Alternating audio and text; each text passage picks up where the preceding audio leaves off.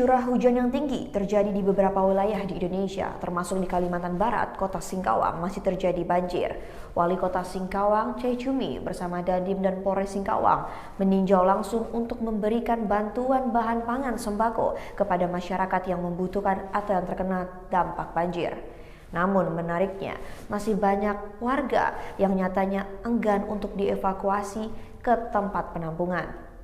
Wali Kota Singkawang, Chai Chumi bersama Dandim 1202 Singkawang, Letkol Kaf Inyoman Artawan dan jajaran Polres Singkawang turun langsung ke rumah warga yang terdampak banjir untuk menyalurkan bantuan pada Senin 7 November 2022. Dengan mengenakan baju dinasnya, Chai Chumi nekat menerobos banjir yang sudah setinggi pinggang orang dewasa untuk mendatangi satu persatu rumah warga yang kebanjiran. Kedua tangannya tak henti menggendong kantong berisi makanan, siap santap untuk diberikan ke warga yang kesulitan akibat banjir.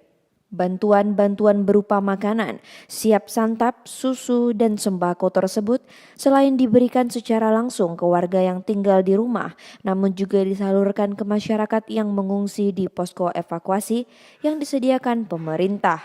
Kepada warga yang tetap bertahan di kediamannya, Chai Chumi mengimbau mereka agar selalu memperhatikan anak-anak mereka yang bermain air serta menjaga barang-barang elektronik agar arus listrik tidak terkena air.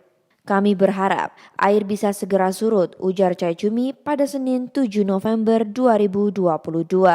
Selain itu, banjir yang terjadi di kota Singkawang ini, Chai Chumi katakan disebabkan curah hujan tinggi dengan waktu yang lama serta arus pasang laut yang membuat sungai meluap.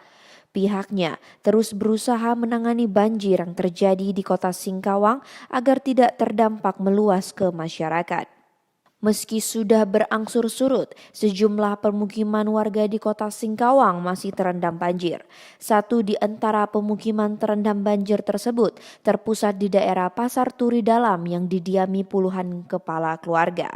Kondisi banjir di daerah tersebut memang lebih parah dibanding di daerah lainnya di kota Singkawang.